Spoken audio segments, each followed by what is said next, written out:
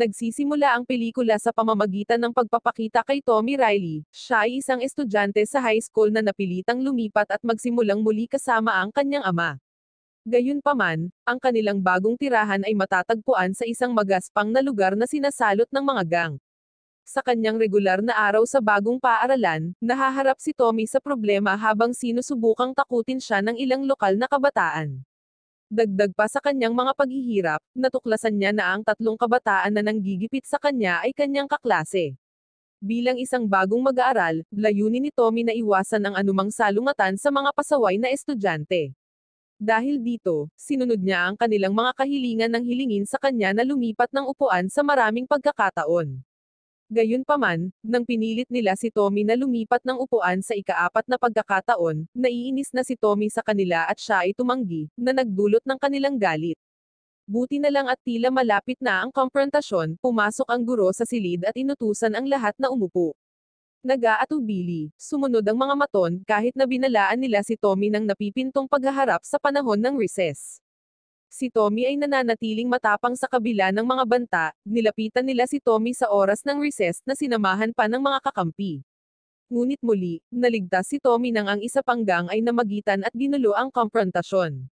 Sa paaralan, ang mga salungatan sa pagitan ng magkaribal na mga gang ay kadalasang nauuwi sa mga pisikal na alitan.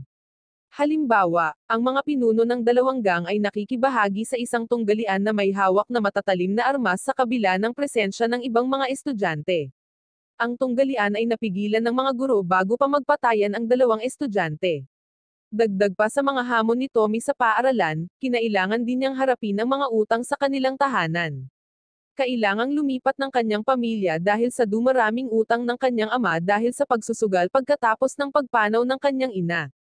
Ngayon, dahil sa problema sa pananalapi ng kanyang ama, nakita ni Tommy ang kanyang sarili na kinakaharap ang dalawang armadong tao para maningil ng utang. Sa kabutihang palad, hindi nila siya sinaktan ngunit sa halip ay nagsabi sila ng mga pananakot na hinihiling sa kanyang ama na bayaran ang kanyang overdue na utang na naipon sa loob ng 2 linggo. Kinagabihan, nagising si Tommy sa pag-uwi ng kanyang ama na nakakagulat na nagpahayag ng pag-aalala sa pamamagitan ng pagtatanong tungkol sa kanyang unang araw sa bagong paaralan.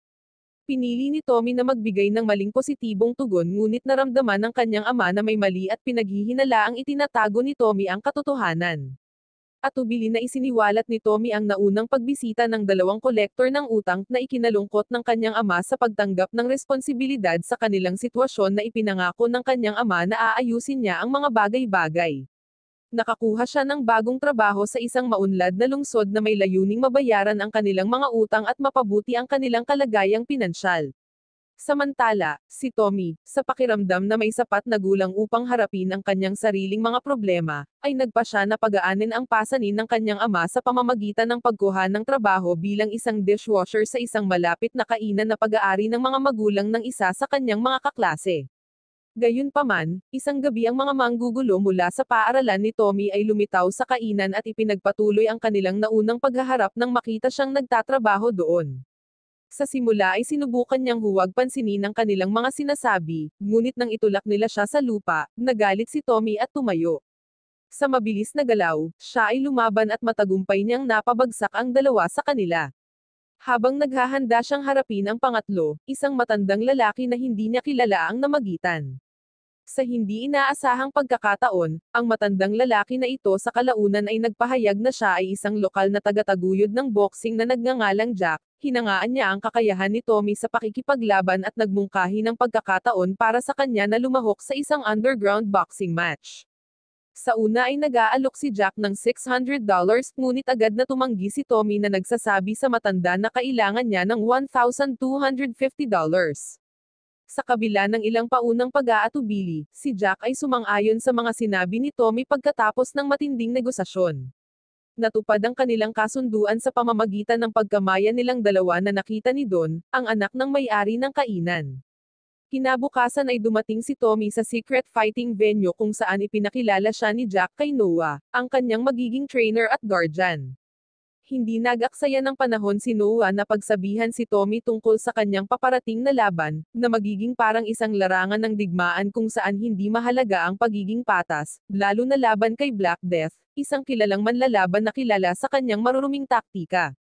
Nagulat si Tommy nang makita niya ang kanyang kaklase na si Romano na nagbabala sa kanya tungkol sa palihim na estilo ng pakikipaglaban ni Black Death, at pinayuhan siyang protektahan ang kanyang kanang kamay sa laban. Sineseryoso ang payo ni Romano, pumasok si Tommy sa ring sa gitna ng masigasig na suporta ng mga manunood para kay Black Death, kung saan karamihan sa mga manunood ay tumataya kay Black Death. Ang mga babala ni Noah ay napatunayang tumpak dahil si Black Death ay agad na gumawa ng hindi patas na laban, dahil ginamit ni Black Death ang kanyang siko na naging sanhi ng pagdugo sa mukha ni Tommy. Ang hindi patas na pag-atake ay nagpapatuloy habang si Black Death ay malakas na tinamaan ng singit ni Tommy, ngunit hindi pinapansin ng referee ang mga iligal na galaw, na nagpapahiwatig na parang walang patakaran na sinusunod ang underground boxing arena. Pagkatapos ng matagal na pakikipaglaban, nagsimula ng mawalan ng hangin si Black Death na nagpapahintulot kay Tommy na magtapon ng sunod-sunod na suntok na nagpabagsak sa kanya. Dahil sa kanyang matagumpay na unang laban, ang hindi inaasahang tagumpay ni Tommy sa simula ay nabigla ang mga manunood, kabilang ang mga mahuhusay na manlalaban, at mga investor. Ngunit sa lalong madaling panahon, sila ay nagsaya habang itinaas ni Tommy ang kanyang mga kamay bilang tagumpay. Kinabukasan, sinamahan ni Jack si Tommy para makipagkita sa kanyang boss na si Mr. Horn para kunin ang kanyang bayad. Gayunpaman, sa halip na bayaran si Tommy, pinuri ni Mr. Horn ang husay ni Tommy sa pakikipaglaban at inalok siya ng pagkakataong magpatuloy sa pakikipaglaban sa ilalim ng kanyang mga kamay. Tumanggi si Tommy, na nagsasabi na kukunin lamang niya ang napagkasundo ang bayad na $1,250. Sa buong araw, nag-cruise ang landas nina Tommy at Don, na hindi may tago ang kanyang pagkabigo nang malaman ang tungkol sa pagkakasangkot nito sa ilegal na pakikipaglaban. Gayunpaman, nawala ang kanyang pag-aalala nang malaman niyang isang beses lang lumaban si Tommy at walang balak na ituloy ang karera bilang isang manlalaban.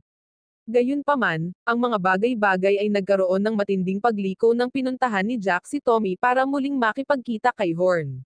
Matapos ang ilang casual na pag-uusap, inihayag ni Horn kay Tommy na ang dalawang kolektor ng utang na pumunta sa bahay ni Tommy ay kanyang mga tauhan. Dagdag pa sa pagkabalisa, ang ama ni Tommy ay bumalik sa pagsusugal at ngayon ay may utang na $15,000. Iminungkahi ni Horn ang isang solusyon, kung magiging manlalaban niya si Tommy para sa ilang mga laban, madali niyang mabayaran ang utang ng kanyang ama. Sa harap ng napakabigat na sitwasyong ito, napilitan si Tommy na tanggapin ang alok para solusyonan ang problema ng kanyang ama. Habang pauwi pagkatapos makipag-usap kay Horn, nadatnan ni Tommy ang kanyang kaklase na si Lincoln na inaatake ng mga miyembro ng gang. Sa kabila ng mga posibilidad laban sa kanila, si Tommy ay pumagitna upang tumulong, ngunit sa kanilang napakaraming bilang, napilitan silang tumakas habang walang tigil na hinahabol sila ng mga miyembro ng gang. Matapos makatakas sa mga gangster, sina Tommy at Lincoln ay nag-uusap kung saan inihayag ni Lincoln na sa kabila ng kanyang murang edad, siya ay may asawa na at may anak na sinusuportahan. Sumali siya sa illegal na boxing, isang sitwasyon na pinasukan ni Tommy ngayon. Nang maglaon ng gabing iyon, dumalo si Tommy sa laban ni Lincoln kung saan unang nakipaglaban ang kanyang kaibigan laban sa isang mas malaking kalaban. Gayunpaman, si Lincoln ay nagsagawa ng isang kahangahangang pag-atake, at sa huli, siya ay nagwagi. Nang maglaon, naintriga si Tommy kay Horn, kaya pinuntahan niya si Noah pagkatapos ng laban para malaman niya kung sino talaga si Horn. Ibinunyag ni Noah na si Horn ay isang dating World Heavyweight Champion na boksingero, na nakaranas lamang ng isang pagkatalo sa kanyang karera. Kapansin-pansin, ipinaghiganti niya ang pagkatalo na ito sa isang rematch na nagdulot ng pinsala sa kanyang binti na nagtapos sa kanyang karera bilang isang boksingero. Sa kalaunan, kahit na ang kahangahangang boksingero ay kailangang magretiro dahil sa pinsala sa kanyang binti. Sa kabila ng ilang mga operasyon, ang kanyang binti ay matagal na gumaling, at sa araw na ito ay nangyari ang kanyang pinakamalungkot na araw sa kanyang karera.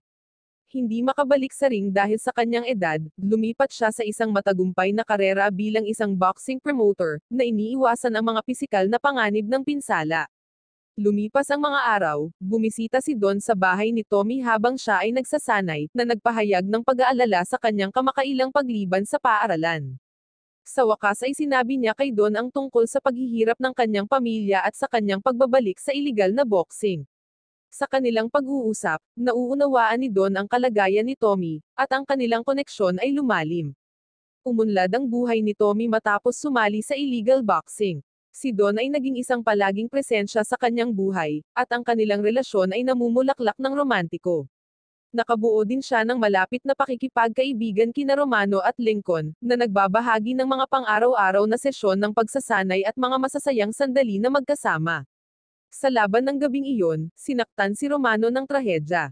Hinarap niya si Shortcut sa ring, na isang boxer na halatang mas mababa sa kanya. Nang ibabaw si Romano sa laban, ipinakita ang kanyang kataasan. Gayunpaman, sa ikalimang round, ginamit ni Shortcut ang panlilinlang sa pamamagitan ng paglalagay ng misteryosong likido sa kanyang guwantes. Sa isang tuso na galaw, nahawakan ni Shortcut ang leeg ni Romano sa laban, dahilan para malanghap niya ang lason na likido sa kanyang glove. Kaagad, lumabo ang paningin ni Romano, dahilan para hindi siya makagalaw ng maayos. Sa pagsasamantala sa kahinaan ni Romano, walang awang inatake siya ni Shortcut, walang awa niya itong sinuntok kahit dumudugo na ng husto ang mukha ni Romano. Si Tommy, na nasaksihan ang kalupitan mula sa ringside, ay hindi na niya nakayanin ang tanawin. Nang makitang hindi kumikilos ang referee, nagmadali siyang pumunta sa kampana at malakas na hinampins ito, na nagtapos sa laban. Sa sandaling iyon, nakahiga pa rin si Romano sa sulok ng ring, at walang malay. Pagdating sa bahay, si Tommy ay nakatanggap ng kakaibang tawag mula sa kanyang ama, na tila walang kamalay-malay sa kalubhaan ng sitwasyon, at nagtatanong lamang tungkol sa kapakanan ni Tommy. Binanggit ng kanyang ama na ipinagpaliban niya ang kanyang pag-uwi dahil sa hindi natapos na mga bagay. Kinabukasan, binisita ni Tommy si Romano sa ospital, at natagpuan na lamang niya ang kanyang kaibigan na wala pa ring malay. Nakalulungkot, sinabi ng doktor na hindi pa rin gumagana ang utak ni Romano. Puno ng galit at paghihiganti, hindi kinaya ni Tommy na hayaan ang kalaban ni Romano na makatakas ng hindi naparusahan. Ang kanyang pagkakataon para sa paghihiganti ay dumating nang siya ay nakatakdang harapin si Shortcut sa ring. Sinubukan ni Shortcut ang kanyang mapanlinlang na taktika kay Tommy, ngunit sa pagkakataong ito ay matalino si Tommy sa kanyang mga galaw. Dahil sa naobserbahan niyang panlilinlang ni Shortcut laban kay Romano, kaya nanatiling alerto si Tommy. Tumugon si Tommy sa pamamagitan ng mabangis na pag-atake kay Shortcut, tinamaan niya ng suntok ang singit ng kanyang kalaban, na nagdulot sa kanya ng matinding paghihirap bago naglunsad ng walang tigil na suntok. Nagwagi si Tommy sa unang round, na nakakuha ng mabilis na tagumpay.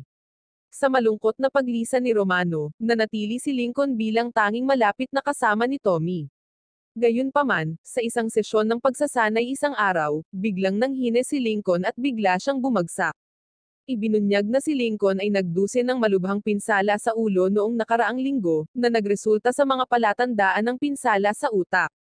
Inirerekomenda ng doktor na iwasan niya ang boxing ng hindi bababa sa 60 araw upang maiwasan ang permanenteng pinsala sa utak. Ngunit may iba't ibang plano si Horn para kay Lincoln. Kinagabihan, natarante si Tommy nang makita ang nakatakda niyang kalaban na nakikipaglaban sa isa pang boksingero. Humingi ng paglilinaw, nilapitan niya si Horn upang magtanong tungkol sa sitwasyon. Doon, ibinunyag ni Horn ang kanyang plano. Haharapin ni Tommy si Lincoln, isang panukala na kaagad na sinang-ayunan ni Lincoln. Ang paghahayag na ito ay ikinagalit ni Tommy. Nag-aalala siya para sa kapakanan ni Lincoln, alam na ang kanyang kasalukuyang kalagayan ay naging dahilan upang hindi siya karapat-dapat na lumaban. Bukod pa rito, natatakot si Tommy na mawalan ng isa pang kaibigan. Sa kabila ng mga pagtutol ni Tommy, nanatiling matatag si Lincoln sa kanyang desisyon na lumaban. Para kay Lincoln, ito ay kumakatawan sa isang gininto ang pagkakataon upang ipakita ang kanyang mga kasanayan kay Horn, na nangako sa kanya na i-promote siya patungo sa pagiging professional boxer. Napagtanto na hindi niya kayang pigilan ang desisyon ni Lincoln, nakiusap si Tommy kay Horn na kanselahin ang laban. Gayunpaman, ang kanyang mga pagsusumamo ay hindi pinansin, at ang kanyang mga pagsisikap ay walang kabuluhan. Sa paglipas ng mga araw, lumakas ang excitement para sa paparating na showdown sa pagitan nina Lincoln at Tommy, na kinikilala bilang isa sa pinakamahalagang laban sa underground boxing. Sa kabila ng kahalagahan ng kaganapan, walang sigasig si Tommy, isang matinding kaibahan sa sabik na kilos ni Lincoln. Si Don, ang kasintahan ni Tommy, ay kinuha ni Jack para manood sa laban, upang masiguro nila na lalabanan ni Tommy si Lincoln. Gaya ng inaasahan, nang tumunog ang kampana para simulan ang unang round, nagtapon si Lincoln ng mga pag-atake kay Tommy, na iniiwasan naman ni Tommy. Kahit na pinatumba siya ni Lincoln sa sahig, ngunit ayaw pa rin ni Tommy na lumaban, na ikinagalit ng kanyang kalaban. Dahil sa ipinakita ng mga manlalaban, hindi natuwa si Horn sa kanila, kaya sinabi niya sa mga manlalaban na maglaban sila ng maayos para matanggap nila ang pera na ibabayad sa kanila. Hindi nasisiyahan sa kawalan ng aksyon, si Horn ay naging mas bigo, dahil nagagalit na ang mga manunood. Inis sa hindi paglaban ni Tommy ng maayos, gumawa si Horn ng mga pananakot, gamit ang kaligtasan ni Don bilang pagkilos upang pilitin si Tommy na lumaban. Para sa ilang kadahilanan, pinigilan ni Tommy na suntukin si Lincoln, alam niya na kung matamaan niya ng isang suntok si Lincoln sa ulo ay maaari itong mamatay. Sa halip pinili niyang puntiryahin ang katawan ni Lincoln, pinatahimik si Horn at ang mga manunood. Sa kabila ng kanyang mga pagsusumikap, sinubukan ni Tommy na mga tuwiran kay Lincoln, na hinihimok siyang itigil ang walang kabuluhang laban, na binibigyang diin na ang tanging inaalala ni Horn ay pera lamang, na may maliit na pagsasaalang-alang sa kanilang kapakanan. Gayunpaman, nanatiling matigas ang ulo ni Lincoln, tumugon sa mga pakiusap ni Tommy sa pamamagitan ng pagpuntirya sa kanyang ulo. Napagtanto ang kawalang silbi ng panghihikayat, tinanggap ni Tommy ang sitwasyon, na hinikayat si Lincoln na gamitin ang kanyang buong lakas kung determinado siyang pasayahin si Horn at kumita ng pera. Sa sorpresa ni Tommy, sa kalaunan ay kinilala ni Lincoln ang katotohanan sa mga salita ni Tommy, na kinikilala ang kahangalan ng kanilang mga aksyon. Nagpasya si Lincoln na tapusin ang laban ng maaga, na labis na ikinadismaya ng mga manunood. Ang pagkabigo ni Horn ay napalitan ng galit habang siya ay sumugod sa ring, na hinihiling na tapusin ni Lincoln ang laban. Gayunpaman, nanindigan si Lincoln, tumanggi na sumunod at inihayag ang kanyang pagbibitiw sa pagtatrabaho para kay Horn. Galit na galit sa hindi pagsunod ni Lincoln, sumabog si Horn, malakas na sinuntok siya sa ulo ng walang pag-aalinlangan, na pinalayas siya sa ring. Nasaksihan ang labis na karahasan ni Horn, kumbinsido si Tommy na kailangan niyang managot sa kanyang mga aksyon. May determinasyon na pumasok si Tommy sa ring at hinamon si Horn sa isang tunggalian. Sa iminungkahing tunggalian ni Tommy, kung siya ay mananalo, kailangang bayaran ni Horn ang utang ng kanyang ama, gayunpaman, kung mananalo si Horn, obligado si Tommy na magtrabaho para sa kanya.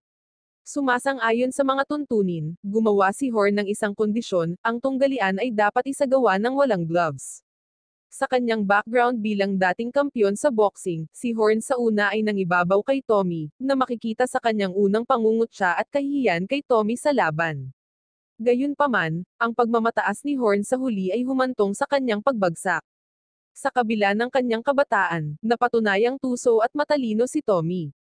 Mabilis niyang natukoy ang mga kahinaan ni Horn at gumawa ng diskarte para pagsamantalahan ang mga ito. Madiskarteng pinahintulutan niya si Horn na suntukin ang kanyang ulo, na naging dahilan para mabali ang isa sa mga daliri ni Horn. Pagkatapos, sinadya niyang pukawin ang galit ni Horn, ginaya ang mga taktika na ginamit ni Horn laban sa kanya noong unang bahagi ng laban. Sa panunood ng tugon ni Horn, napagtanto ni Tommy na ang galit ay kahinaan ni Horn, isang kahinaan na maaari niyang pagsamantalahan upang makuha ang tagumpay. Gayunpaman, sa kabila ng kanyang matalinong diskarte, kailangan pa rin ni Tommy ng karagdagang kalamangan upang madaig si Horn. Kaya naman, nagpanggap siyang nabali ang kanyang kanang braso para matamaan si Horn. Nang makuha ang tamang sandali, isang malakas na suntok ang ginawa ni Tommy sa mukha ni Horn na sinundan ng mga suntok na sa huli ay nawalan siya ng malay. Sa pagkatalo ni Horn, tuluyan nang nakalaya si Tommy at ang kanyang ama sa kanilang pagkakautang. Nagtapos ang pelikula sa pagdiriwang ni Tommy ng kanyang tagumpay kasama sina Lincoln at Don. Wow naman! Doon nagtatapos ang pelikula mga idolo, salamat sa inyong panonood.